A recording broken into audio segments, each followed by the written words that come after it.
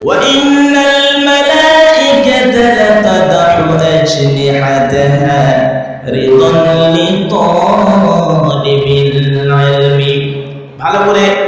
ভালো করে মনোযোগ দিয়ে হাদিসটা শুনবেন।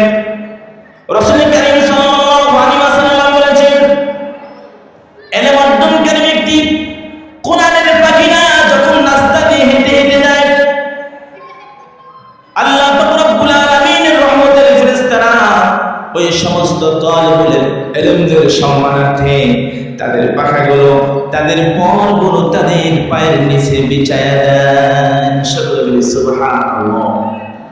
এই মাদ্রাসার ছোট্ট ছোট্ট অবশ শিশুগুলো যখন কোরআন হাতে নিয়ে রাস্তা দিয়ে যায়, এদের সম্মানার্থে আল্লাহ রহমতের ফেরেশতা তাদের পাখাগুলো কোথায় বিছিয়ে দেয়? তাদের পায়ের নিচে বিছিয়ে দেয়। সকলে বলে সুবহানাল্লাহ। এই ছোট্ট ছোট্ট শিশুগুলো যখন রাস্তা দিয়ে হেঁটে হেঁটে যায়, খবরদার ভাইরা, চাচারা, এই বাচ্চাগুলোর উপর ক্ষিপ্ত হবেন না, তাদের উপর কোনো রাগান্বিত হবেন না, এদেরকে ধমক দিবেন না, পারলে এদেরকে বুঝায়া সুন্দর সুলভ আচরণে তাদেরকে বলবেন, বাবা রাস্তায় মারামারি করা যায় না, খেলাধুলা করা যায় না, ছুটি হয়েছে, আস্তে করে বাসায় চলে যাও, গিয়ে খানা খেয়ে তারপরে ফিরে এসে তারপর আবার মাদ্রাসায় চলে আসো। কিন্তু এই ছেলেদের সাথে, এই বাচ্চাগুলোর সাথে কখনো দুর্ব্যবহার করবেন না। তার কারণ এরা জানে না এদেরকে কত বড় মর্যাদা আল্লাহ পাক রব্বুল আলামিন দান করেছেন। একটা পাখির কথা আপনাদেরকে বলি।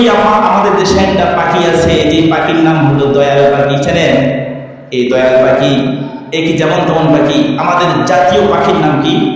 দয়াল। এই দয়াল পাখি দেখবেন বেশিরভাগ কোথায় বসবাস করে? লেফটিন দেখছেন, বাথরুমের আশেপাশে ঘোরাফেরা করে। এই দোয়েল পাখি নিজেও জানে না কত বড় সে দামি একটা পাখি। ওই দোয়েল পাখি যদি জানতো সে একজন জাতীয় পাখি, তাহলে সে বাথরুমের আশেপাশে সে কখনো ঘোরাফেরা করতো না।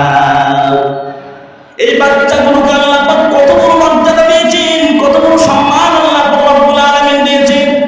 এরা যখন পথ দিয়ে হেঁটে হেঁটে যায়, আল্লাহ পাক রব্বুল আলামিনের রহমতের ফেরেশতারা তাদের পাখাগুলো তাদের পায়ের নিচে বিছায়া দেন। সকল বলে সুবহানাল্লাহ।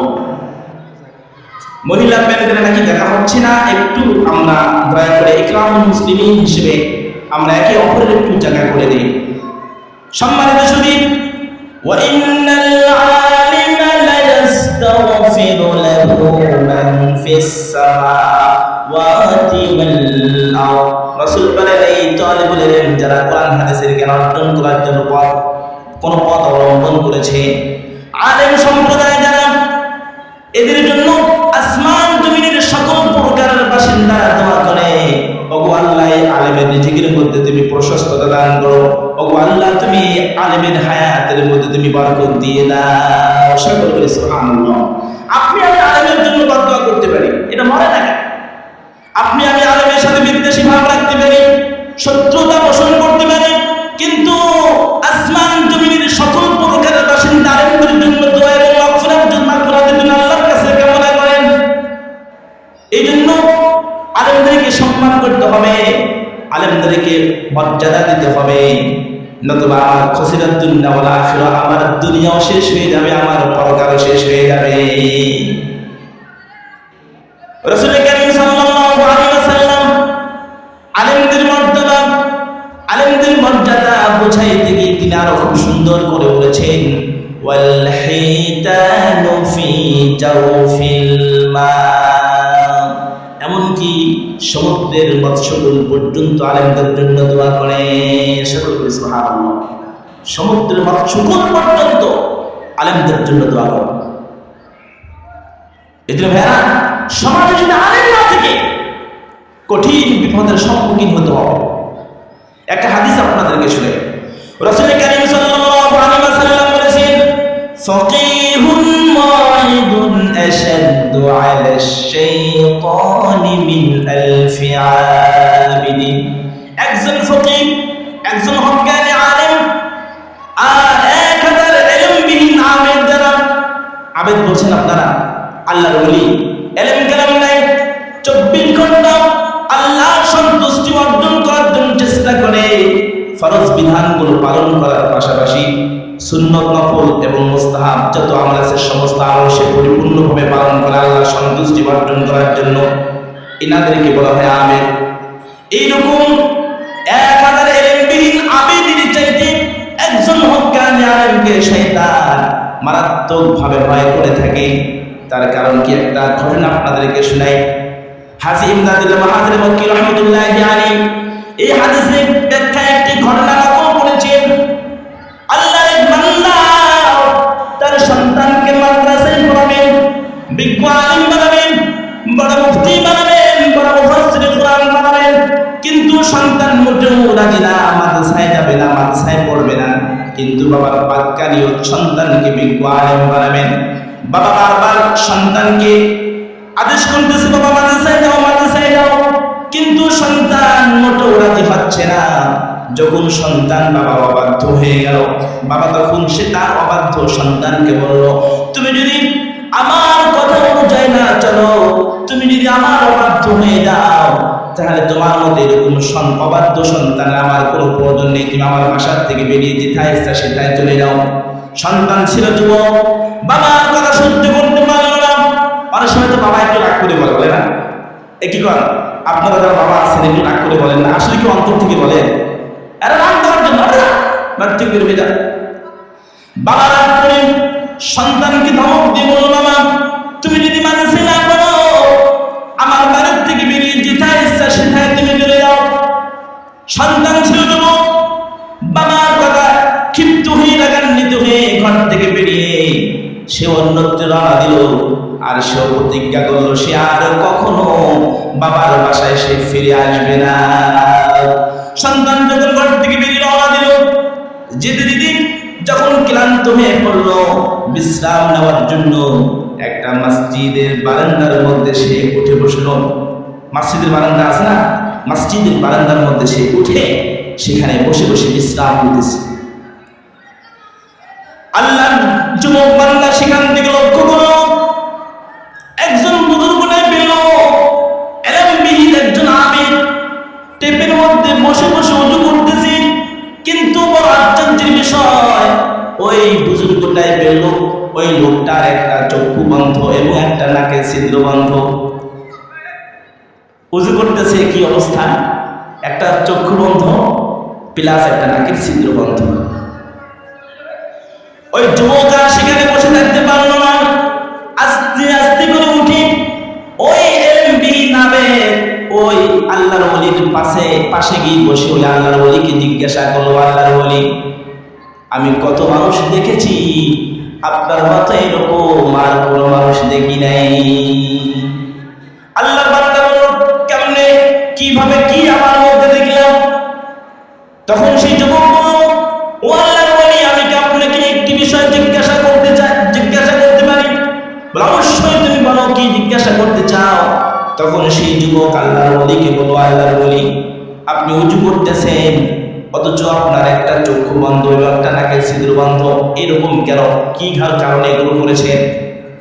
আল্লাহর ওলি জবাব দিচ্ছেন, যুবক আমার নফস সবসময় চায় সুঘ্রাণ জাতীয় বস্তু থেকে সুঘ্রাণ নিতে।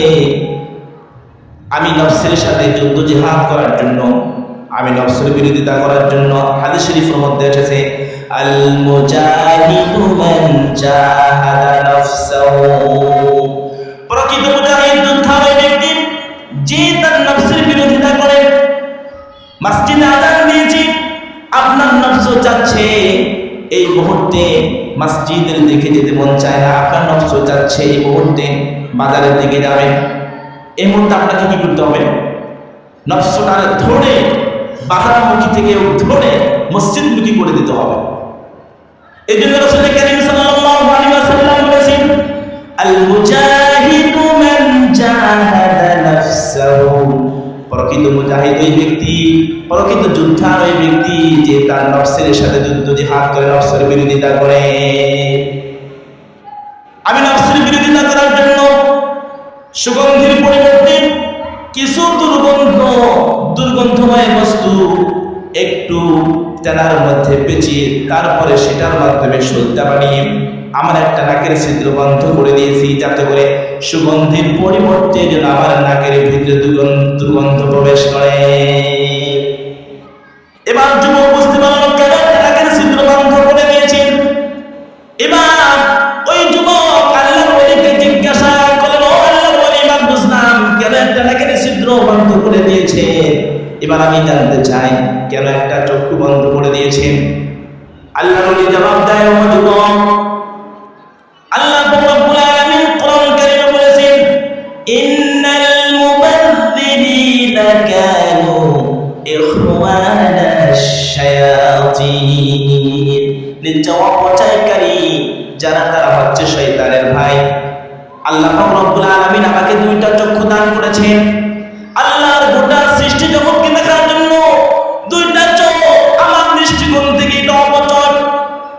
আমি চিন্তা করলাম আমি যেন শয়তানের ভাই না হতে পারি, এই জন্য একটা চক্ষু বন্ধ করে দিয়ে আর একটা চোখ খোলা রেখে দিয়েছি আল্লাহ রাব্বুল আলামিনের গোটা সৃষ্টি জগৎকে দেখার জন্য।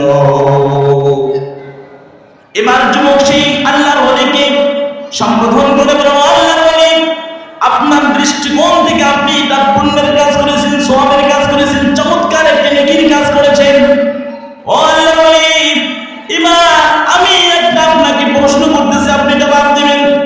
আল্লাহর ওলি বলেন, আচ্ছা বলো কিসের প্রশ্ন? আচ্ছা বলো, আমি জবাব দিতে রেডি, প্রস্তুত।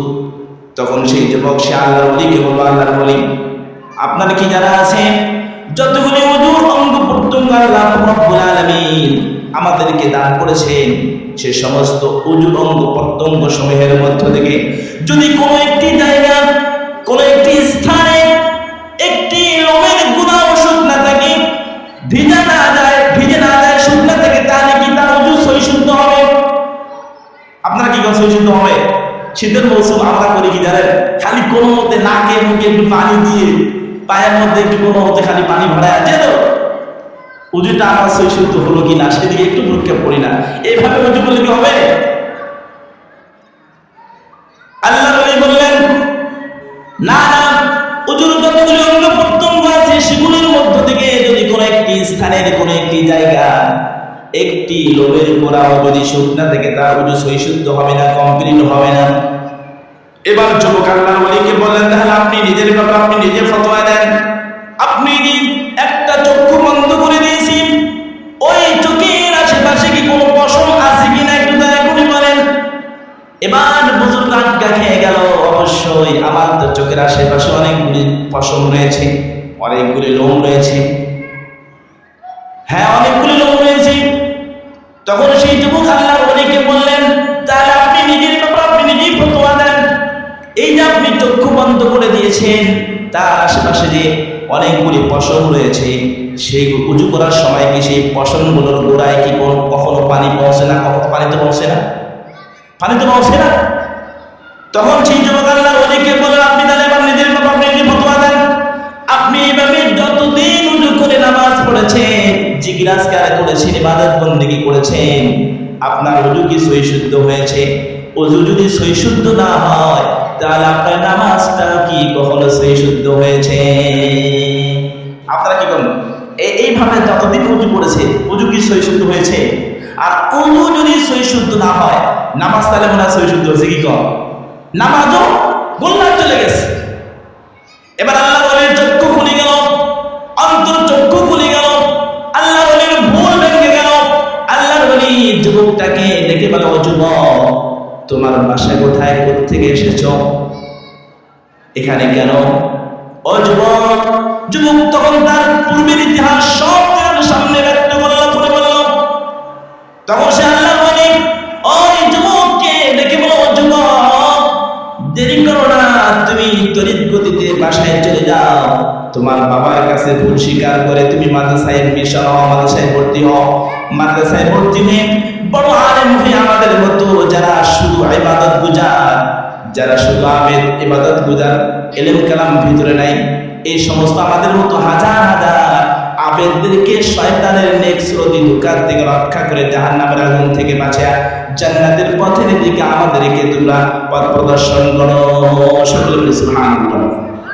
এই যে ছেলেটা, যুবক ছেলেটা, এর মাঝে সামান্যতম ফরজিয়াত নেবেন, উজু এবং নামাজের কিছু মাসআলা তার জানা ছিল বিধান এত বড় বুজুর্গ আলেম, এত বড় বুজুর্গকে শয়তানের নেক্সিয়তি ধোঁকার থেকে রক্ষা করেছে। ওই বুজুর্গ জানে না যে শয়তান আমাকে একটা পরিপূর্ণ নেক ওয়াসওয়াসা, একটা নেক কুমন্ত্রণার মধ্যে আমাকে ফেলিয়ে রেখেছে, শয়তান নিজেও জানত। এই জন্য সমাজে আলেমের দরকার আছে না? নেই? অবশ্যই আলেমের দরকার আছে।